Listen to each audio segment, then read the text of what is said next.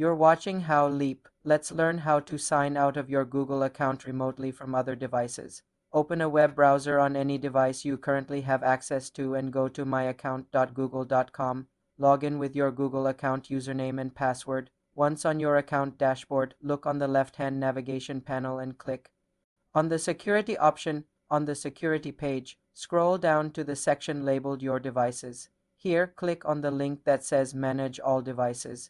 You will now see a list of every device that is currently signed into your Google account, including phones, tablets, and computers. Each entry shows the device type, its last active time, and approximate location.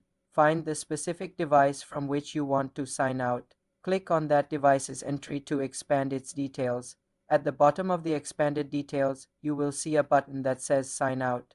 Click this button. A confirmation pop-up will appear.